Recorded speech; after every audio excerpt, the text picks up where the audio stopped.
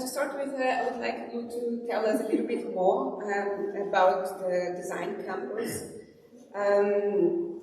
First of all, to explain what really is the Design Campus and why have you decided to establish this in your museum now?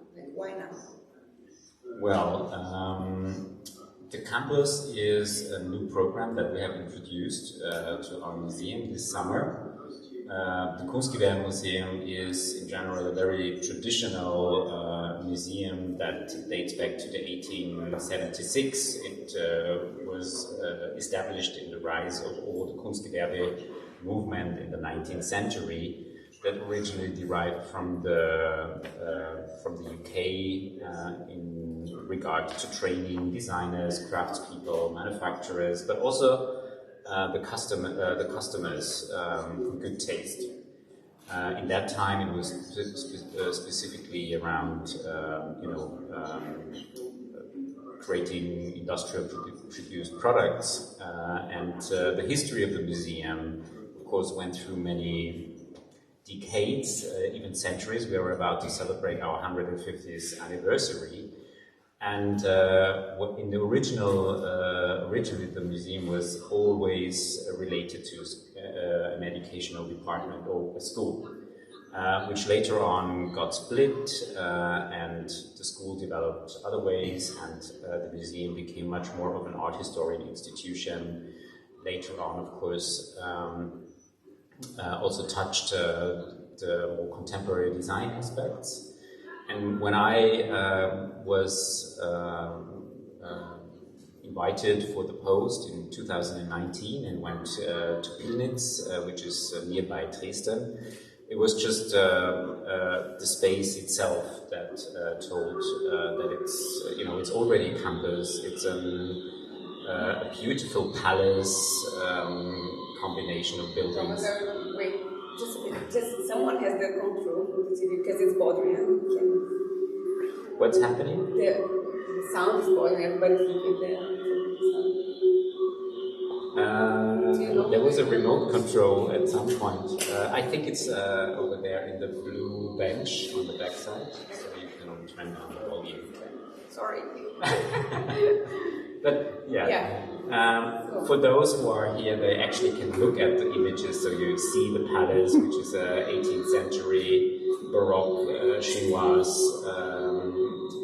building. And we transformed it to this sometime. And we transformed it to this sometime. And to me, it was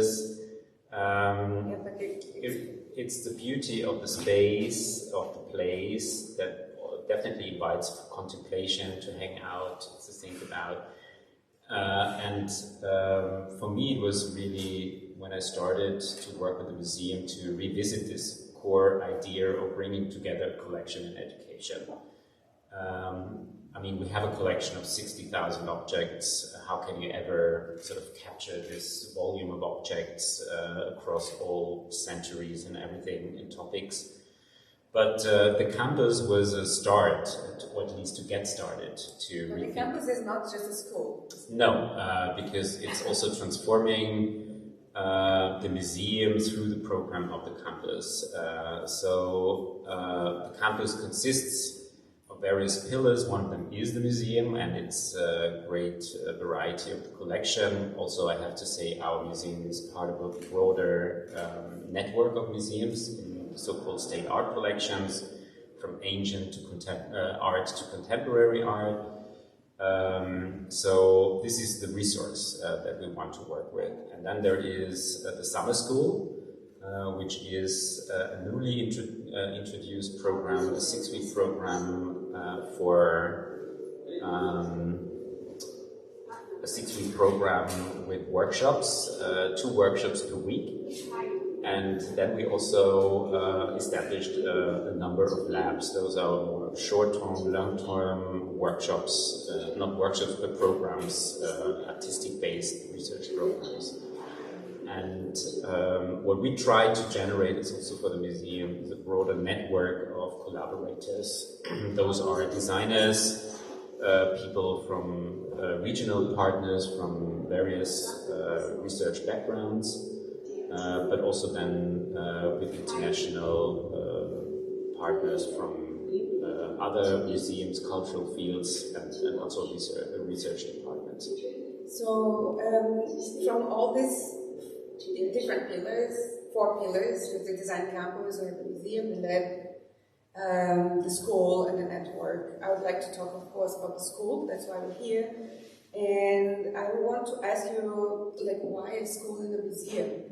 Right? Like, you talked about a bit this relationship between Kunstgewerbemuseum in the past and the relationship with school and creating new tastes or developing tastes and developing also techniques to the, showing better techniques to the industry. But nowadays, what would be the goal?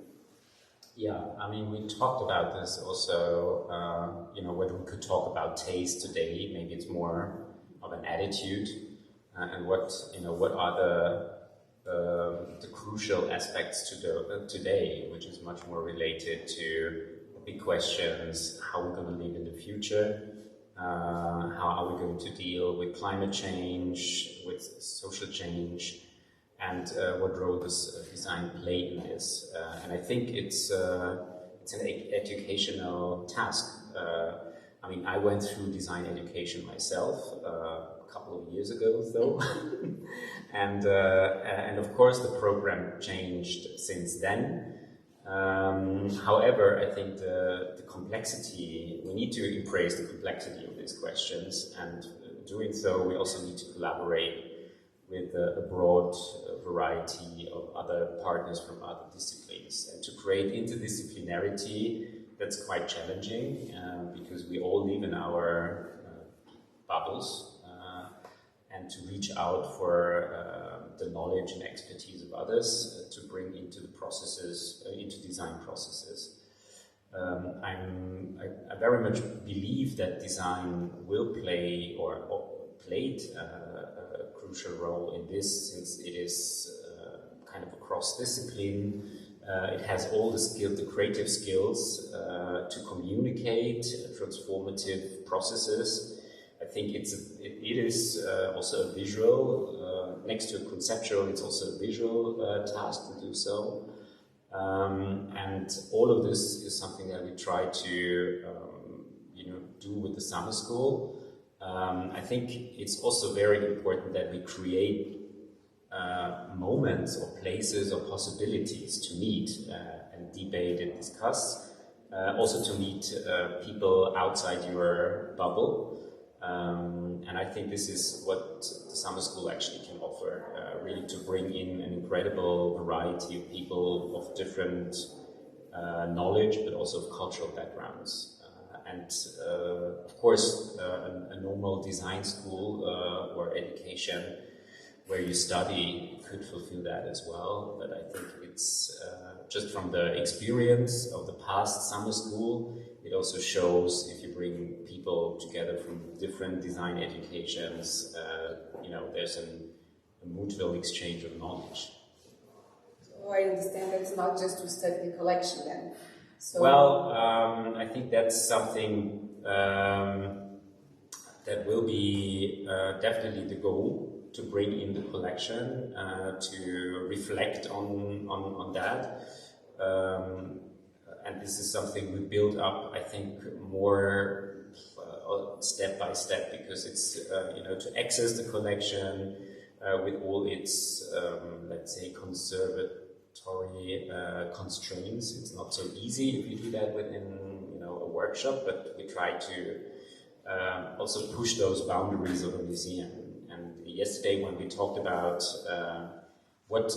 since I'm one of the founders of VIENNA Design Week, and what made us to run museums later on, and what do we bring to institutions, is really to try to push these boundaries. And I think the summer school, in some regard, is also a format which we could have tried within a festival like the VIENNA Design Week. Yeah, so thank you, Thomas. So you're off the hook now. And I'll keep talking about the summer school of this year. Of course, it was our pilot school, our inaugural school. We have 6 weeks of program from mid-July to August. And I would like to invite Amelie to come and talk to us. Each year we select a different visionary in the design field to be head of the school. This year we had two heads of school, Amelie Klein and Vera Sacchetti. They are both design curators and critics, super involved in the politics of design as well, and they're both amazing in their own practice, and that's why we invited them to develop the whole curriculum of the 6 weeks, which is not just workshops, but also digital lectures and more programs that we have. So, Amelie, welcome. Yes, there's also working, so so each summer school we explore one specific theme, and this year we focus on the theme of design and democracy. So I'd like to ask you, Amelie, about this year's theme, of course, and why we're talking about design and politics, and why we're doing this inside a museum, and what is the connection, of course, with the time that we're living in. Well, if we speak about design and democracy, I mean, the connection to our times is quite obvious, I would claim. It has shown in the previous years even that democracy is at stake, I would say, very much so. And but beyond that, I think to think and talk about more inclusion and more diversity, especially within the realm of culture and museums, is very much due. Designers leave, or they go to school, they go to design school under the premise of, making the world a better place. And then they study nice stuff, they design fancy gimmicks or fancy furniture or very cool posters or whatever, and then they finish and they realize, and now what's next? What do I do? What is it that I'm not making the world a better place, but I'm designing yet another soap dish, maybe. And this is quite frustrating for the entire profession, obviously. This is I would claim the entire profession is under deep existential crisis. And I very much feel this crisis myself.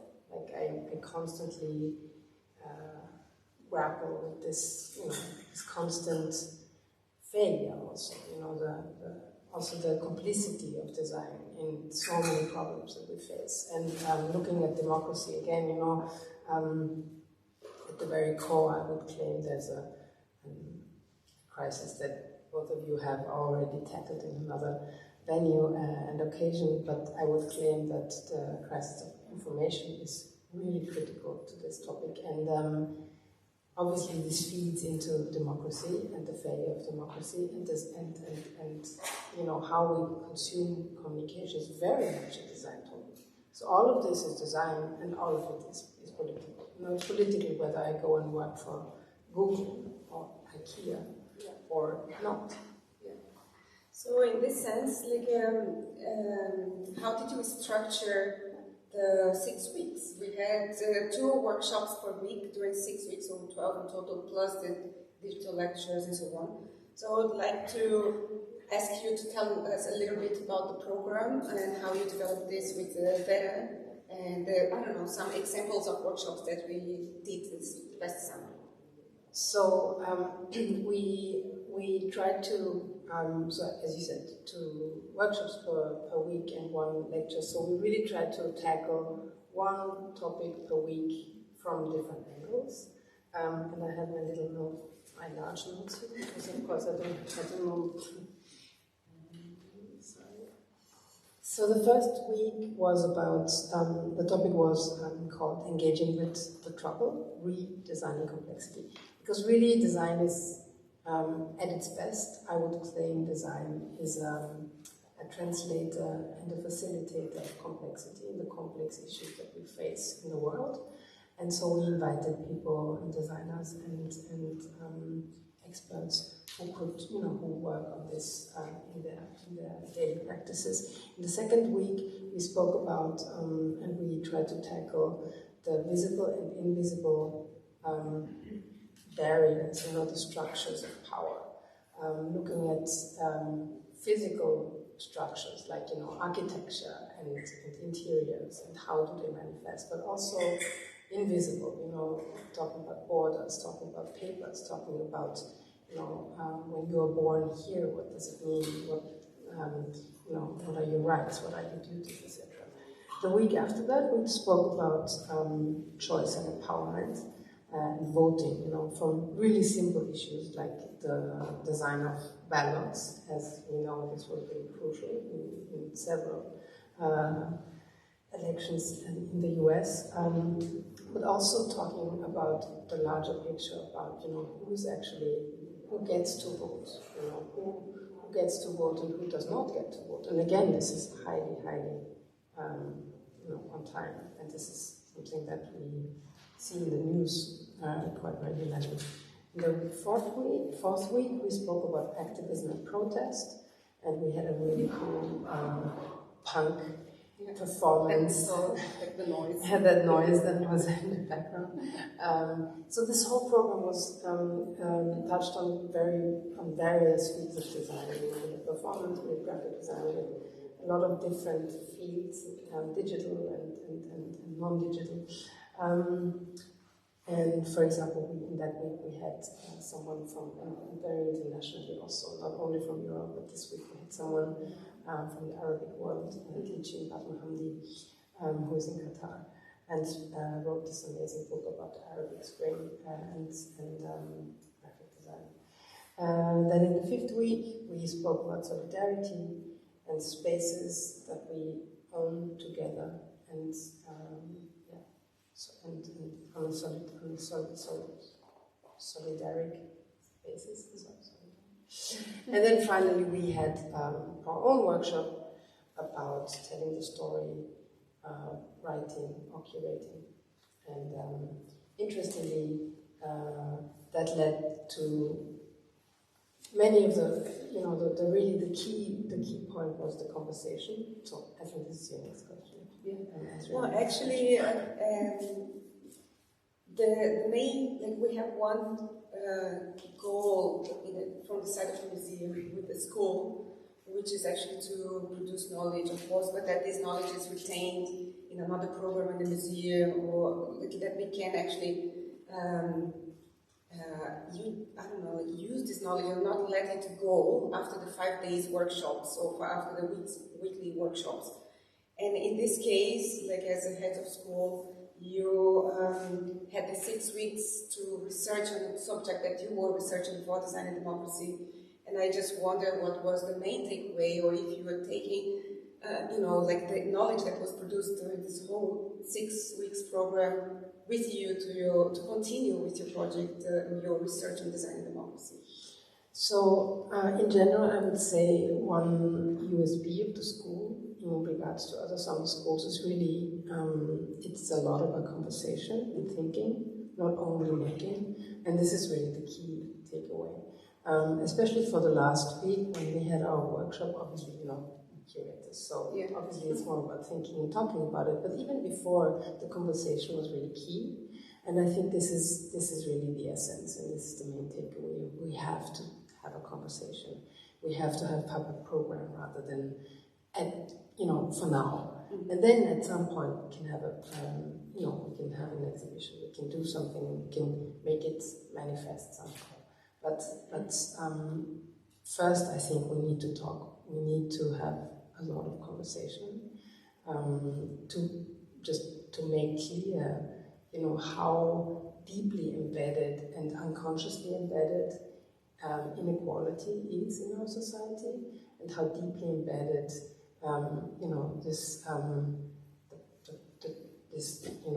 not availability of choice often is, and how much design is involved in that. And I think this is really key, and for me, this is the main takeaway. Wow, thank you. It sounds great. So, thank you, Amelie. Thank you so much. I think the next session of our talk show, I would like to talk about how we conceptualize all this design campus and the School of Utopias and all that from scratch. We dream of and conceptualize and design everything from zero. So not just the concept of the programs, but also the whole space and interiors and furniture you see here that we're exhibiting here at the Vienna Design Week. And we worked really closely with 2 design studios. One who created the interior design and the furniture was chmara.rosinke, and the second one, studio from Vienna, Design. And Christoph is here today, and he's coming to talk to us now. Christoph, welcome.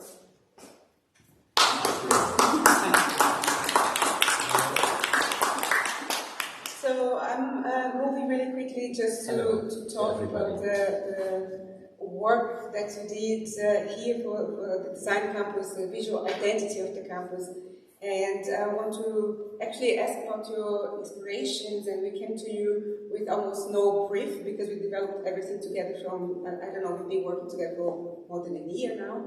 So we just came with this idea of utopia and we didn't know exactly what we would do. So I wanted to ask you about your inspirations and what influenced you to create the visual identity for the campus and actually your challenges.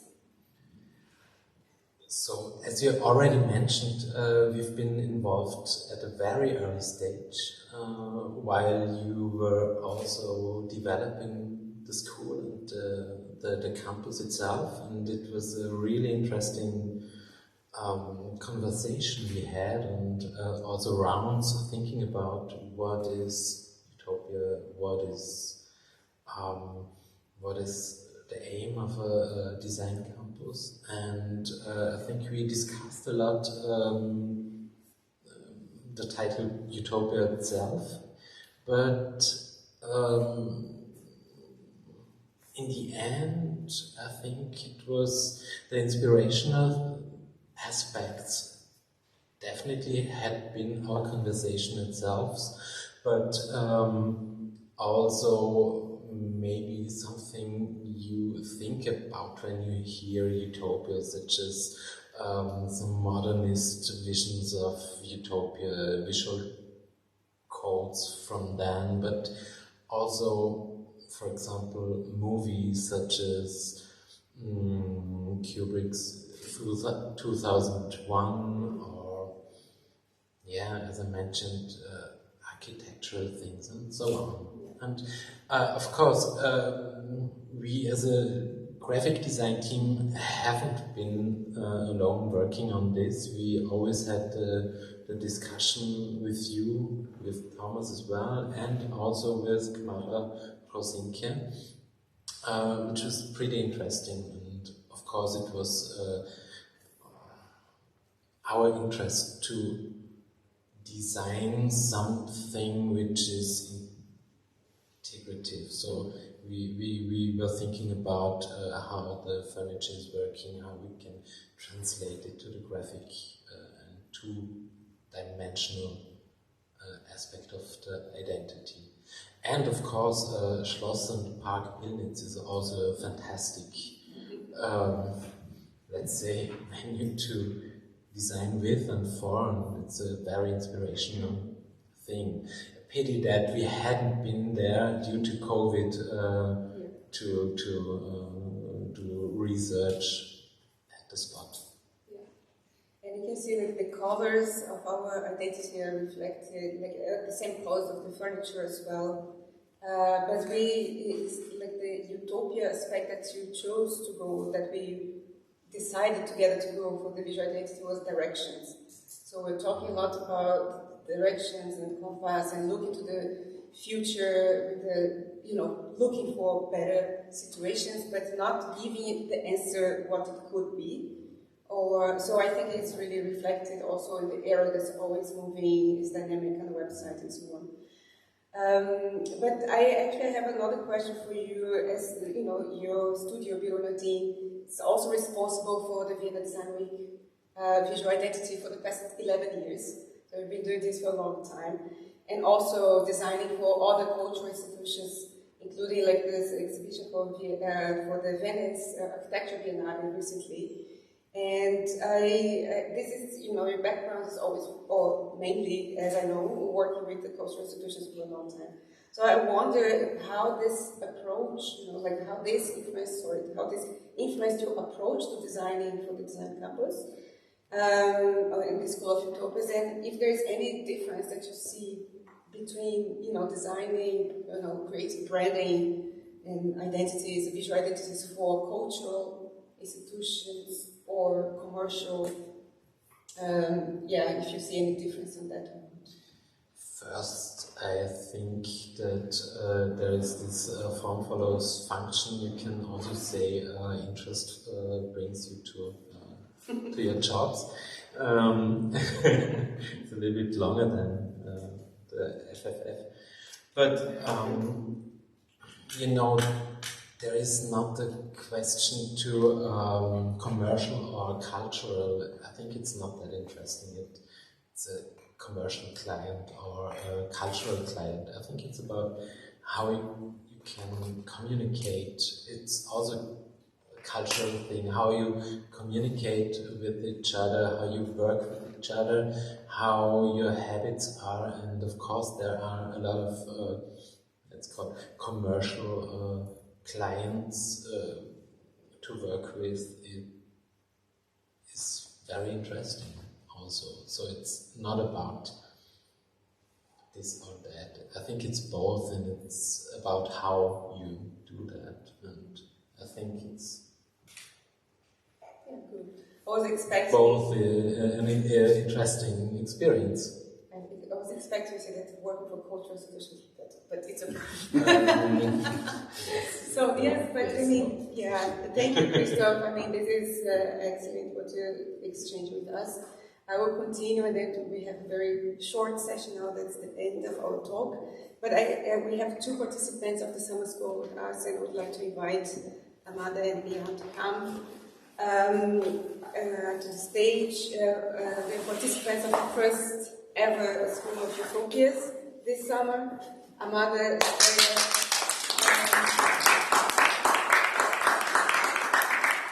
she studied architecture at TU and is now finishing her master's in social design at the Angewandte, and came, of course, to the Design Campus, to the summer school with a scholarship from the Vienna Design Week. We had a partnership with them.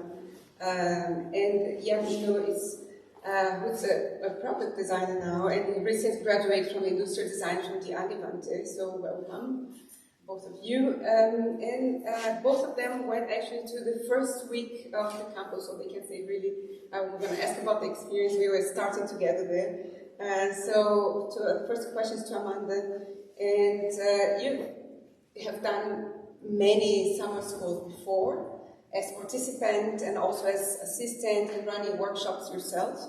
So I would like to ask you if you could tell us about the workshop you did with us in Dresden, and how can you compare, this past experience that you had in all the workshops and being part of the pilot summer school in Dresden?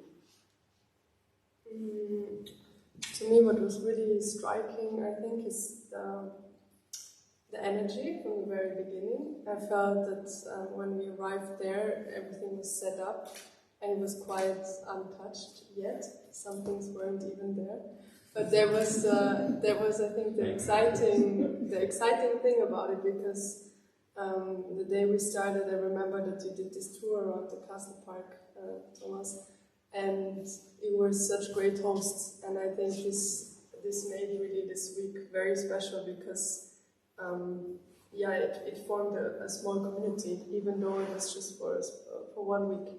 And I remember that you were saying in the introduction, I think, you said, we're democratic here, and I think you exercise this throughout the week. And that's, I think, also the power of such workshops, that we were in this place, and of course the Schloss is amazing, and it has its stories. Some we can also maybe rewrite. Some are very inspiring. And you feel like in this little island where you produce and you're just there and you're not distracted. Even though you're connected, we were connected to you on Zoom, as we do nowadays. But I think that was really special about it, even though it was so short. Compared to other workshops, every workshop is quite unique, I think.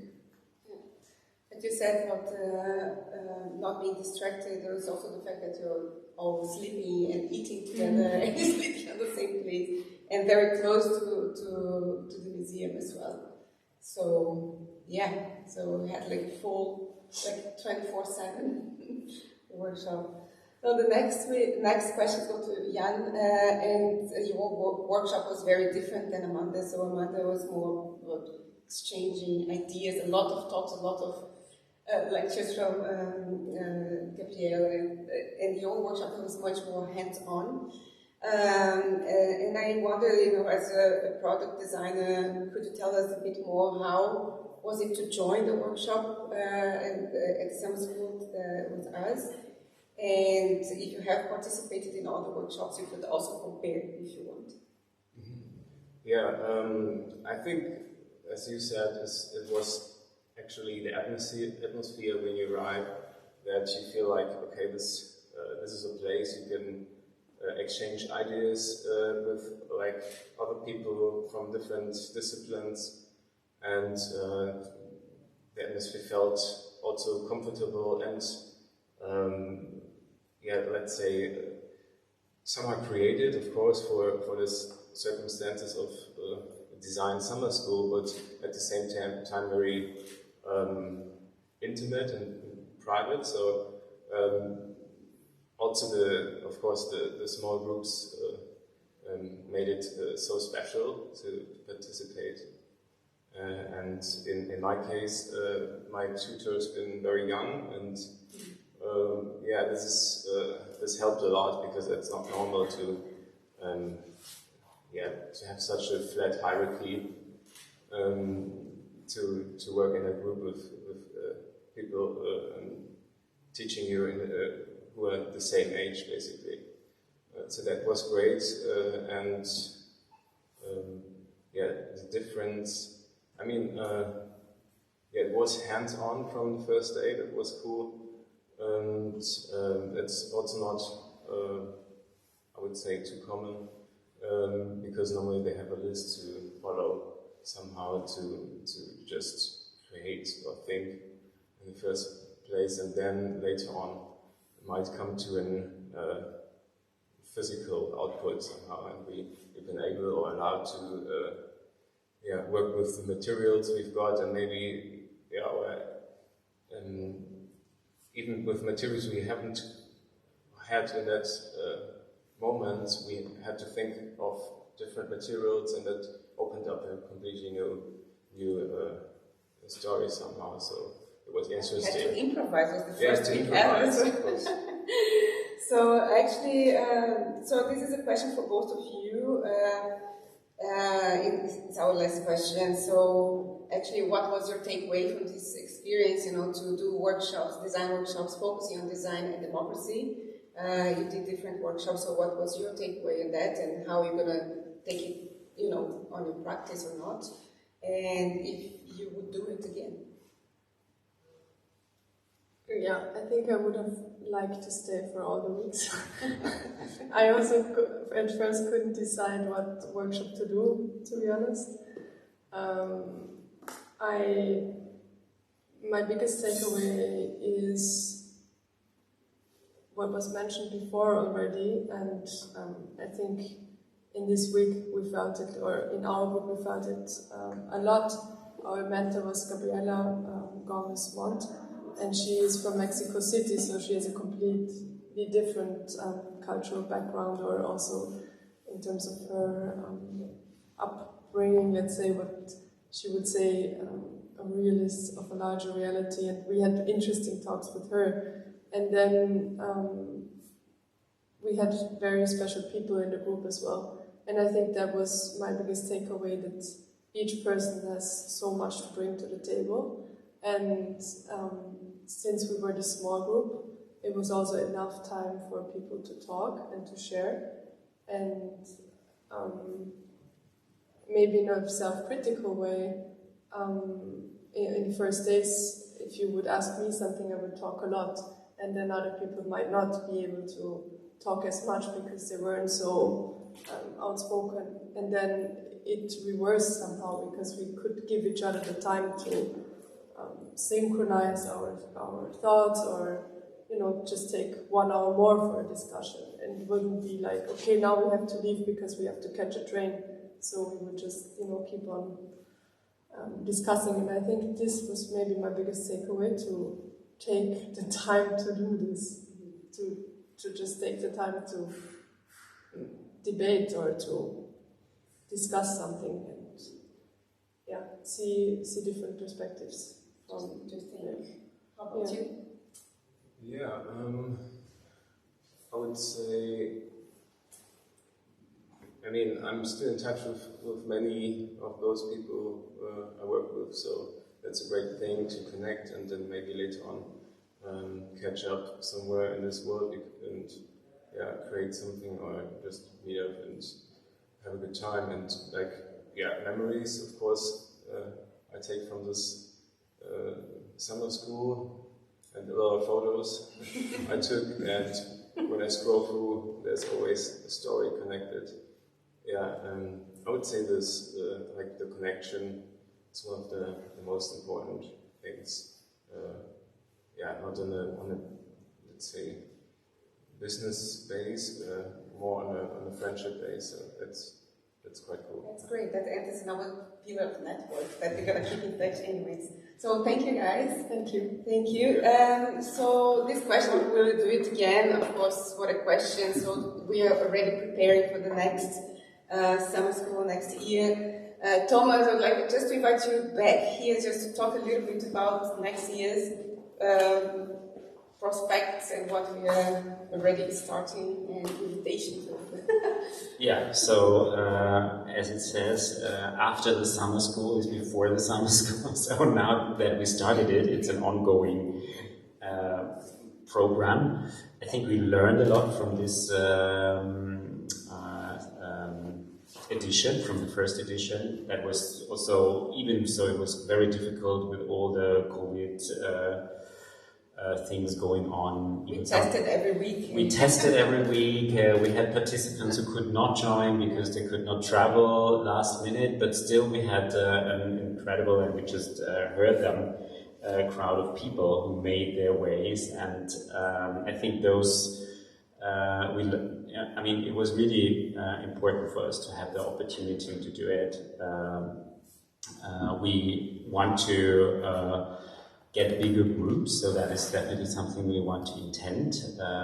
Even so, I think the intense conversations we had this year was really also a USB. As we heard, the conversation is important.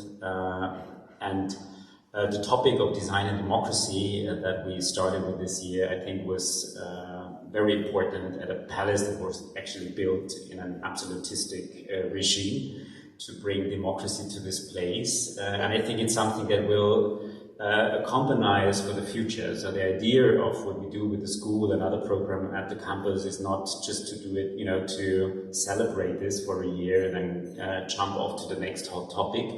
It's definitely something, and also in particular when Amelie and Vera was at the museum, when we debated about, how Central European or how European collections are set up like ours, and how can they be reflected with people from other backgrounds. I think we have there so much to do, and we learned so much just during that week on critical conversations, getting out of your comfort zone in this regard. I think these are things that will also end up in our everyday work at the museum, because the conversation that we started within the summer school continue in the brains and things. And as one of the tutors said, it's not about this week or what you deliver at the end of the week.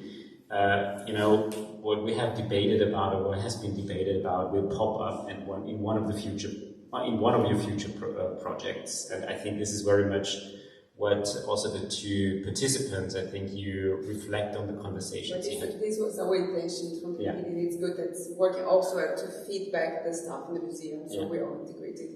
But I want to say about next year. Next year. Do we have a date already? We already have a date, and the date is July 18 until end of August 26. So 6 weeks, mid-July till end of August. And the topic is circles around questions of materials and resources. As this year's program was sort of a basic for future programs that we do at the exhibition, also next year's program will feed into a new setup of our permanent exhibition, which we have a wing in the museum that talks about materials. And I think we all know that in regard to a more circular economy and also production life cycles of products and everything that we do, we need to think more, where do things come from and where do they go?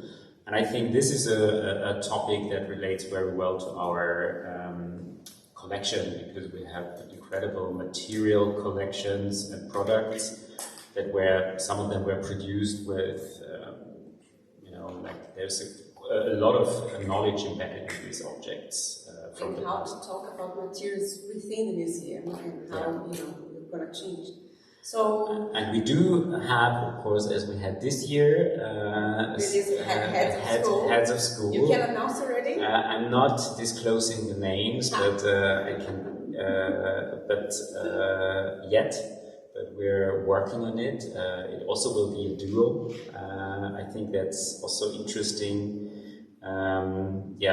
It's a more democratic way of approaching themes rather than to have one person and I think also for next year we're going to work with a duo, with an Italian duo. They recently moved to Milan, and I'm not going to say more about this. They are really well regarded in respect to researching and working as designers on materials. And I'm really very much looking forward to this. And of course, we're going to announce it towards the end of the year. The open call is going to start beginning of next year. So as we did this year, so that there is enough time for application. So good. So that's our closing. So I'll wrap up. I would like to thank you all for joining me tonight. I am your host, Aline Lara Rezende, and I hope you have enjoyed to deep dive a little bit on our concepts and ideas behind the Design Campus and the School of Utopias. And I hope you guys can join next year.